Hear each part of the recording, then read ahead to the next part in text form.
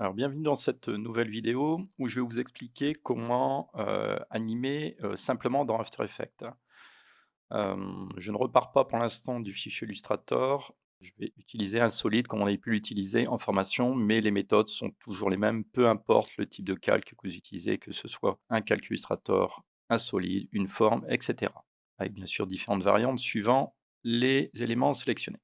Donc, pour cet exemple, je vais créer une composition. Je la crée en 1980.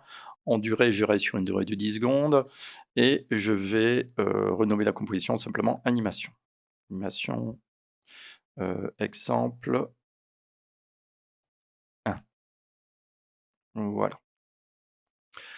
Donc, je vais rester sur la création d'un solide.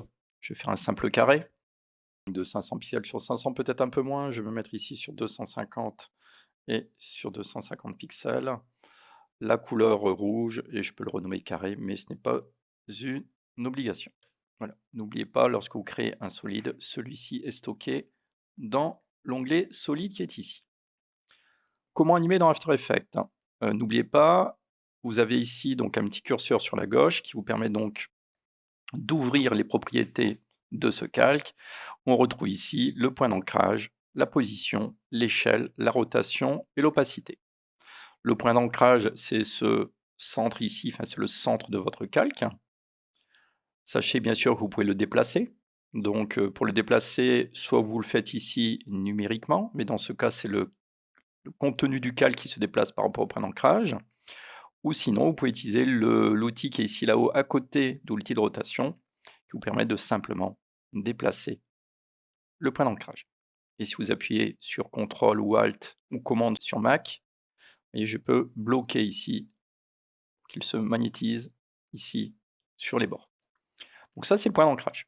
Je vais revenir ici sur la flèche de sélection.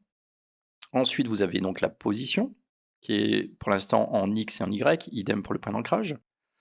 Donc si je le déplace ici à l'écran, vous voyez donc les valeurs ici en dessous se modifient. Et idem ici, si je modifie ici les valeurs, le carré se déplace à l'écran. Si vous souhaitez réinitialiser cette valeur-là, par exemple, vous pouvez toujours faire un clic droit ici et faire réinitialiser. Idem pour le point d'ancrage. Ensuite, nous avons le paramètre échelle, qui est donc, les deux valeurs actuellement sont liées, vous voyez, avec un petit chaînage, donc c'est le X et le Y. Donc si par exemple je les délie, je peux modifier le X ou le Y indépendamment. Bien sûr, si je les lie, je modifie les deux valeurs en même temps. Et si vous souhaitez modifier l'échelle directement à l'écran, en sélectionnant l'une des petites poignées situées autour de mon carré, quand vous faites ça, attention, vous devez appuyer sur majuscule après avoir modifié, voyez, pour garder le mot ici. Dès que je lâche majuscule, vous voyez, il perd le mot ici. Voilà, par exemple. Par défaut, la valeur en échelle est donc de 100%. Ensuite, nous avons la rotation en degrés ou en nombre de tours. Bien sûr, pour voir le nombre de tours, il faut automatiquement animer, sinon il ne se passe pas grand-chose. Et ensuite, le dernier paramètre, vous avez ici, donc l'opacité. Pour animer par exemple la position simplement, je vais donc déplacer mon carré ici sur la gauche.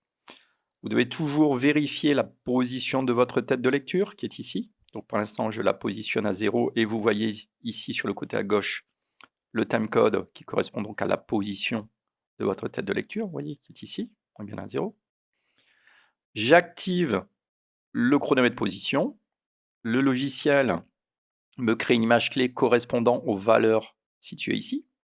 Si je veux envoyer ce carré sur la droite de mon écran, je déplace ma tête de lecture et je la positionne à 1 seconde. Bien sûr, vous pouvez varier ce temps à votre guise. Moi, ici, pour une question de simplicité, je reste sur 1 seconde. Je déplace, je sélectionne mon carré, je le déplace. En appuyant même sur majuscule, vous voyez, ça me permet de bloquer l'axe des X. Et vous voyez, automatiquement, le logiciel vient de me créer une nouvelle image. Si je souhaite que ce carré reste à sa place pendant 1 seconde, je me place donc à 2 secondes. N'oubliez pas de toujours vous déplacer dans le temps avant de vous déplacer dans l'espace.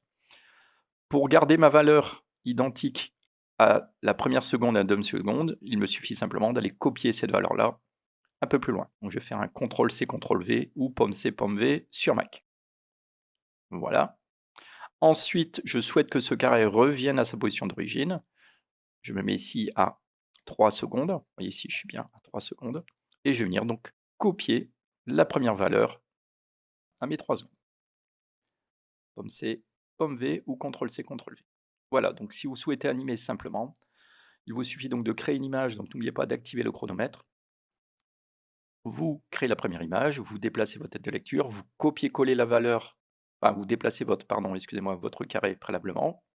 Ensuite, pour le laisser à sa position pendant 1 seconde, vous mettez par exemple à 2 secondes, vous allez copier cette valeur-là un peu plus loin. Et ensuite, je me place ici à 3 secondes et je viens copier cette valeur-là, donc la première valeur, à la dernière valeur, donc les deux valeurs sont identiques et le carré revient exactement à sa position d'origine.